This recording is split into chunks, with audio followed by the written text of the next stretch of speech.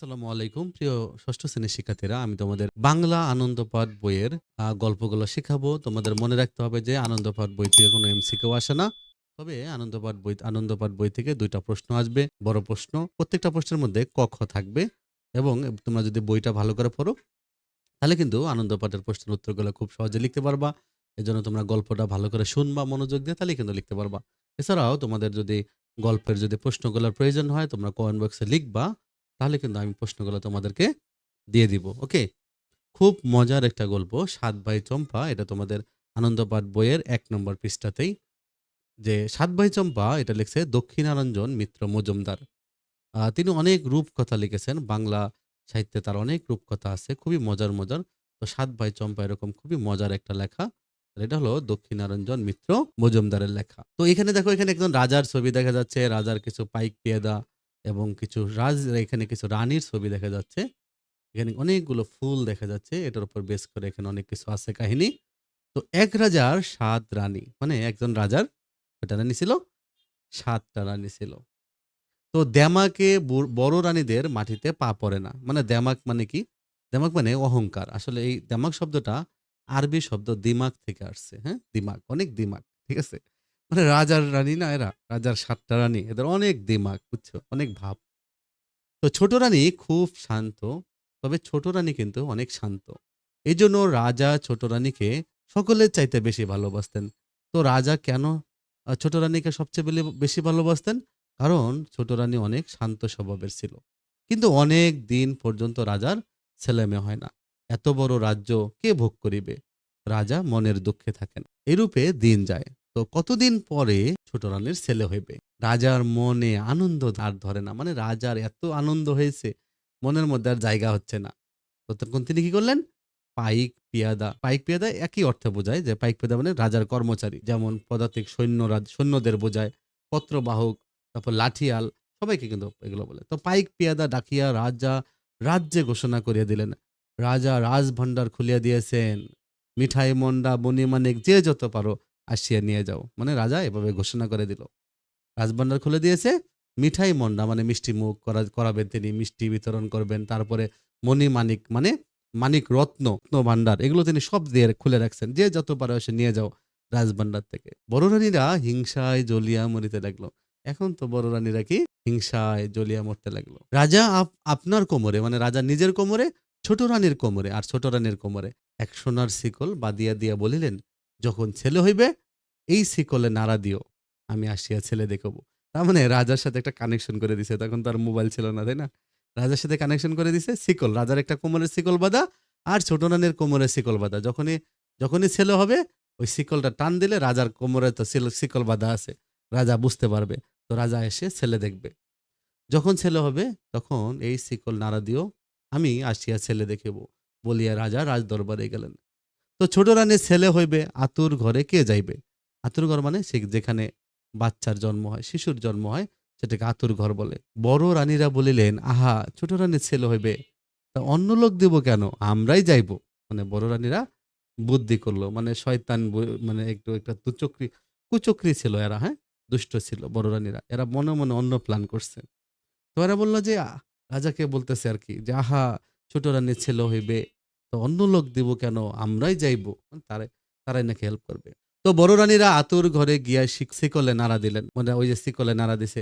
অমনি রাজসভা ভাঙ্গিয়া ঢোক ডালের বাদ্য নিয়া মণিমাণিক হাতে, ঠাকুর পুরুত সাথে রাজা আসিয়া দেখেন কিছুই না। মানে রানীরা গিয়ে ওই শিকলটা টান দিছেন। তো রাজা তখন কি করলো? রাজসভা ভেঙে দিয়ে, মানে রাজসভায় রাজা মিটিং এ বসছিল, রাজসভায় বসছিল। সেটা ভেঙে দিয়ে তিনি ঢাক ঢোল বাদ্য নিয়ে, মানে একদম ঢাক ঢোল পিটাইয়া মণি মানিক হাতে, একদম মণি মানিক রত্ন হাতে, ঠাকুর পুরোত, ঠাকুর মানে ঠাকুর, পুরোহিত হলো পুরোহিত, যারা পুরো পূজা পরিচালনা করে, এরকম ঠাকুর পুরোহিত সাথে নিয়ে রাজা আসিয়া দেখেন কিছুই না। রাজা ফিরিয়া গেলেন। তাহলে রাজা কি করছিল? ঢাক ঢোল নিয়ে আসছিল, মণিমানিক হাতে, ঠাকুর পুরোহিত সাথে নিয়ে আসছিল। তো রাজা ফিরিয়া গেলেন। রাজা সবাই বসিতে না বসিতেই আবার শিকলে নাড়া পড়িল। রাজা আবার বসছে, সবাই রাজসভায় আলোচনা করার জন্য আবার শিকলে টান। রাজা আবার ছুটিয়া গেলেন। গিয়া দেখেন এবারও কিছুই না। মনের কষ্টে রাজা রাগ করিয়া বলিলেন, ছেলে না হইতে আবার শিকল নাড়া দিলে আমি সব রানীকে কাটিয়া ফেলিব। মনের কষ্টে রাজা রাগ করিয়া তখন বললেন, কি বললেন? যে ছেলে না হইতে আবার শিকল নাড়া দিলে আমি সব প্রাণীকে কাটিয়া ফেলিব। কারণ রাজা তো বলছে যে ছেলে হইলে শিকল টান দিতে। এরা তো বারবার শিকল টান দিত। তো তিনি একটা রাগের সুরে এটা বলে গেলেন। বলিয়া রাজা চলিয়া গেলেন। একে একে ছোট রানীর ৭টি ছেলে, একটা মেয়ে হইল। রাজার কি হলো? ৭ ছেলে ১ মেয়ে হইল। আহা! ছেলে মেয়েগুলো যে চাঁদের পুতুল ফুলের কলি। ছেলে মেয়েগুলো অনেক সুন্দর ছিল, যেন চাঁদের পুতুলের মতো, ফুলের কলির মতো। আকুপাকু করিয়া হাত নাড়ে। আকুপাকু মানে ব্যাকুলতা প্রকাশ করা, আকুপাকু করা। আঁকুপাকু করিয়া হাত নাড়ে, পা নাড়ে। তো আতুর ঘরে আলো হইয়া গেল। মানে আতুর ঘর মানে যেখানে বাচ্চা জন্ম নেয়, সে ঘরে যেন আলো ছড়াইয়া গেল। কারণ এতগুলো ছেলে মেয়ে জন্ম নিছে, ৭টা ছেলে ১টা মেয়ে। আর সবাই আঁকুপাকু করতেছে, হ্যাঁ, বাচ্চারা। ছোট রানী আস্তে আস্তে বলিলেন, দিদি কি ছেলে হইলো একবার দেখাইলি না? তার মানে ছোট রানী আস্তে করে বলল বড় রানীদের যে কি ছেলে হলো একবার দেখাই, তাকে দেখানোর জন্য। বড় রানীরা ছোট রানীর মুখের কাছে রঙ্গভঙ্গি করিয়া হাত নাড়িয়া নথ নাড়িয়া বলিয়া উঠিল, ছেলে না হাতি হয়েছে, ওরা আবার ছেলে হইবে। কি বলছে? ওরা তখন বড় রানীগুলো একটু মুখ মানে ভ্যাংসায় আর কি, রঙ্গভঙ্গি করিয়া মুখ হাত নাড়িয়া নথ নাড়িয়া, নথ মানে মানে নাকের যে অলংকার পরে, নাকে নথ পরে, এই নথ গুলো একটু নাড়িয়া পরে বলিয়া উঠলো, ছেলে না কি হয়েছে? হাতি হয়েছে, ওরা আবার ছেলে হইবে। কয়টা ইঁদুর আর কয়টা কাকড়া হয়েছে। তার মানে ছোট রানীর পেট থেকে কয়টা ইঁদুর আর কয়টা কাকড়া আর নাকি হাতি হয়েছে। শুনিয়া ছোট রানী অজ্ঞান হইয়া পড়িয়া রইলেন। তাহলে ছোট রানী কেন অজ্ঞান হয়ে পড়লো, এটা প্রশ্ন আসতে পারে। হ্যাঁ, তাহলে তোমরা মনে রাখবে এগুলো। তো নিষ্ঠুর বড় রানীরা আর শিকলে নাড়া দিল না। তো বড় রানী এবার কিন্তু দেখো, এবার সন্তান হয়েছে, এবার কিন্তু তারা আর শিকলে নাড়া দিল না। চুপি চাপি হাড়ি সরা আনিয়া, হাড়ি মানে পাত্র, সরা মানেও পাত্র, হাড়ি সরা আনিয়া ছেলে মেয়েগুলোকে তাহাতে পুরিয়া, তার মানে এই পাত্রের মধ্যে বাচ্চাগুলোরে ঢুকাইলো। পাশ গাদায় পুতিয়া ফেলে আসিল। পাশ গাদা মানে ছায়ের স্তূপ। বাইরে যে রান্না গান্না করার পরে যে ছাইগুলো জমা হয়, এই ছায়ের স্তূপ।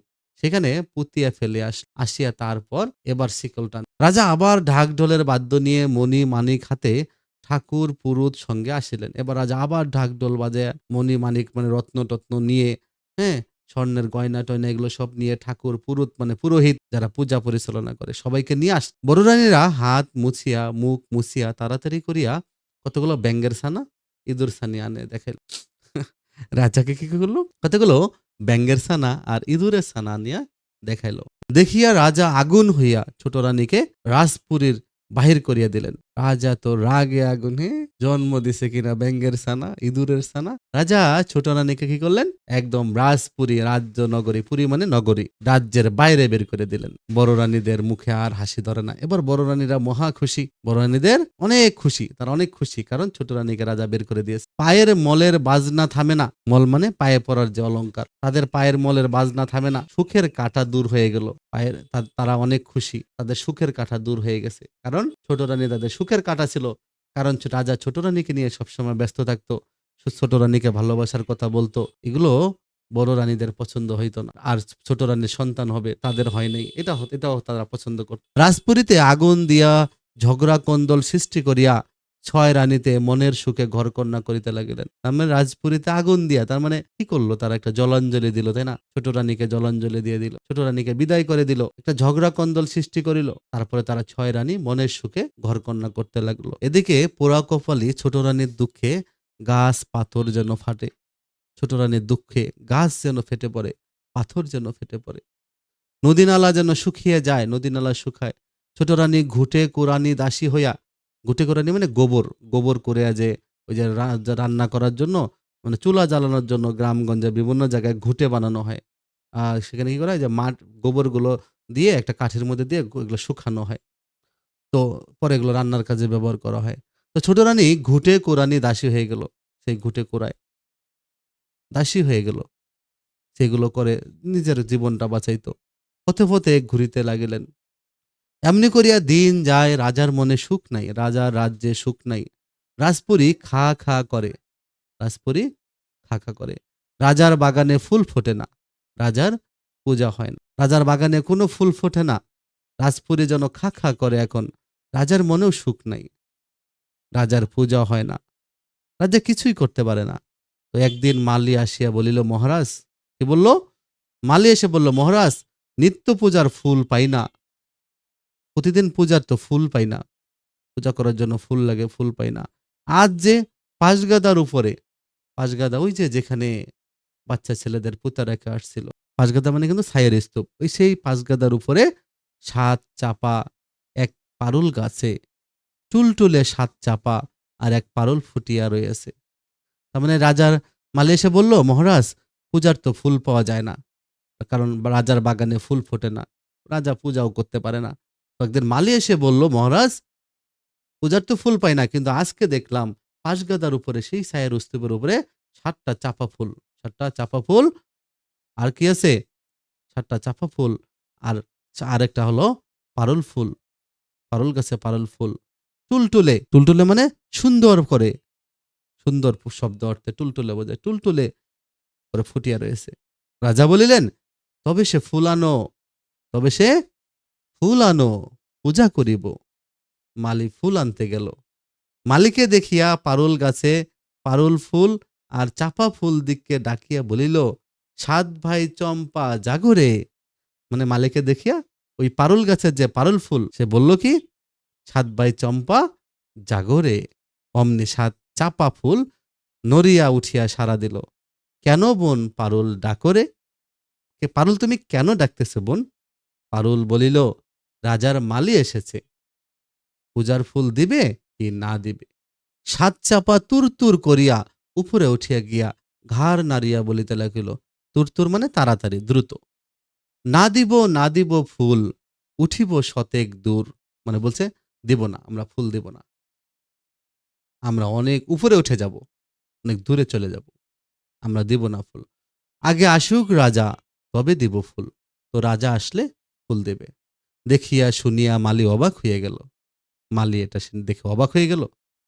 ফুলের সাজি ফেলিয়া দৌড়িয়া গিয়া, ফুলের সাজি ফেলিয়া সে ফুল নেওয়ার যেটা নিয়ে আসে, ফুল ফুল রাখার যে জিনিসটা, এটা ফেলে দিয়ে দৌড়িয়া গিয়া রাজার কাছে খবর দিল। আশ্চর্য হয়ে মানে অবাক হয়ে রাজা রাজসভার সকলে সেইখানে আসিলেন। তো রাজা আসিয়া ফুল তুলিতে গেলেন। অমনি পারুল ফুল চাপা ফুল দিককে ডাকিয়া বলিল, ৭ ভাই চম্পা জাগরে। চাপারা উত্তর দিল, কেন বোন পারুল ডাকরে? মানে বোন পারুল কেন তুমি ডাকতেছ? পারুল বলিল, রাজা আপনি এসেছেন, মানে আপনি মানে নিজেই, রাজা নিজে এসেছেন, ফুল দিবে কি না দিবে? চাপারা বলিল, না দিব না দিব ফুল, উঠিব শতেক দূর। আমরা ফুল দিব না, ফুল দিব না, আমরা অনেক উপরে উঠে যাব, শতেক দূর, অনেক দূরে চলে যাব, আমরা দিব না ফুল। আগে আসুক রাজার বড় রানী, তবে দিব ফুল। মানে বলছে যে রাজার বড় রানী আসলে তবে ফুল দিবে। বলিয়া চাপা ফুলেরা আরো উঁচুতে উঠিল, সেগুলো আরো যেন উঁচুতে উঠে গেল। রাজা বড় রানীকে ডাকাইলেন। বড় রানী মল বাজাইতে বাজাইতে আসিয়া ফুল তুলিতে গেল। মল বাজাইতে মানে যে পায়ের যে অলংকার থাকে, হ্যাঁ, মল বলে, পায়ে পরে যেগুলো অলংকারগুলো, নুপুর যেটাকে বলা যেতে পারে। তো রাজা মল বাজাইতে মানে পায়ের নুপুর বাজাইতে বাজাইতে ফুল তুলতে গেল। চাপা ফুলেরা বলিল, না দিব না দিব ফুল, উঠিব শতেক দূর। আগে আসুক রাজার মেজরানী, তবে দিব ফুল। এবার বলল, মেজরানী আসলে ফুল দিবে। তারপর মেজরানী আসিলেন, সেজরানী আসিলেন। সেজ মানে ছোট, মেজরানী মানে বড়টার ছোট, এটা হলো মেজ। মেজরানী আসলো, সেজরানী আসলো, সেজ মানে ছোট। নোয়া রানী আসিলেন। নোয়া রানী মানে চতুর্থ নম্বর রানী। তাহলে প্রথমে বড়জন, তারপরে মেজ, তার চেয়ে ছোট সেটা সেজ, তারপরে হলো নোয়া। নোয়া রানী মানে চতুর্থ নম্বর রানী। কনে রানী আসিলেন। কেউই ফুল পাইলেন না। ফুলেরা গিয়ে আকাশে তারার মতো ফুটিয়া রইল। তার আকাশে গিয়ে তারার মতো ফুটে রইল, কেউ ফুল পাইলেন না। তো রাজা গালে হাত দিয়া মাটিতে বসিয়া পড়িলেন। শেষে দুয়োরানী আসিলেন। শেষে দুয়োরানী আসলো।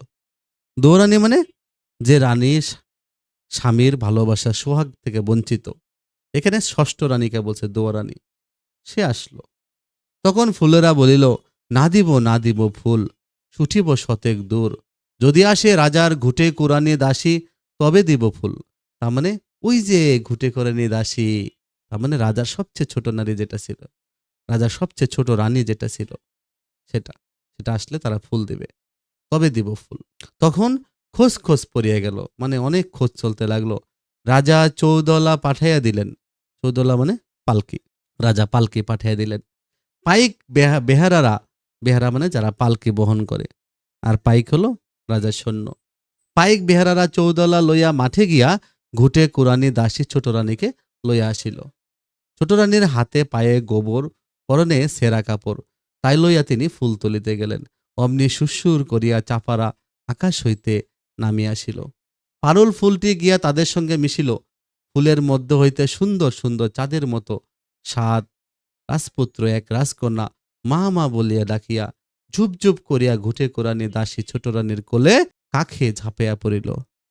কাখে মানে কোমরে, কোলে মানে কোলে, কাখে মানে কোমরের উপরে ঝাঁপিয়া পড়তে লাগলো ফুলগুলো।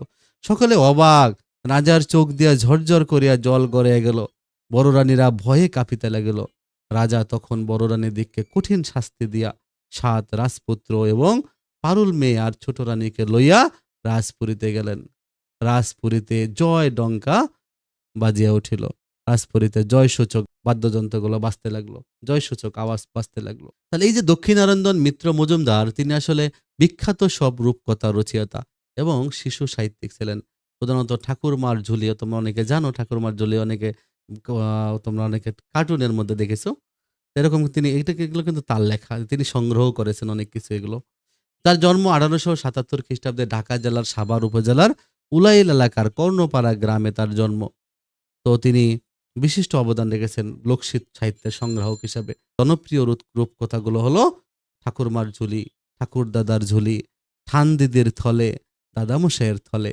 ১৯৫৬ খ্রিস্টাব্দে কলকাতায় তার মৃত্যু হয়।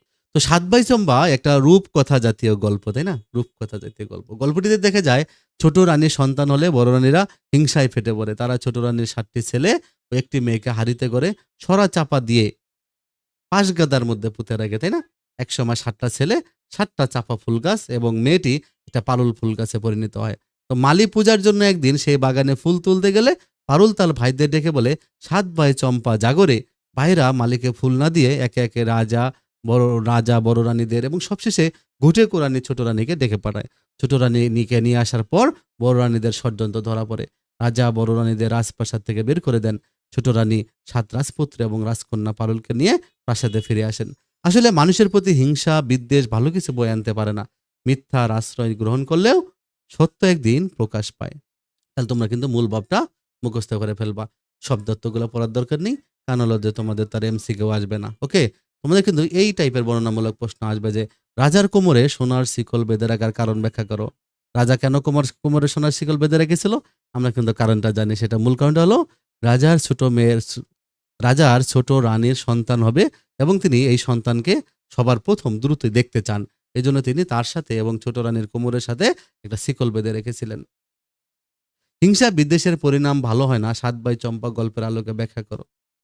দেখছো, চাপা ফলেরা বারংবার উপরে উঠে যাচ্ছিল কেন? ব্যাখ্যা করো। ৭ ভাই চম্পা গল্পের নামকরণের সার্থকতা পর্যালোচনা করো।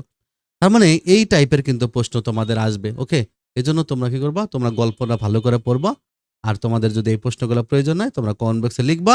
তাহলে কিন্তু আমি এই প্রশ্নের উত্তরগুলো তোমাদেরকে নেক্সট একটা ভিডিওতে দিয়ে দিব। ওকে, যারা আমার চ্যানেলটা সাবস্ক্রাইব করোনি তোমরা সাবস্ক্রাইব করে রাখো। আমি তোমাদের সব সাবজেক্টের ভিডিওগুলো দিব। ভালো থেকো।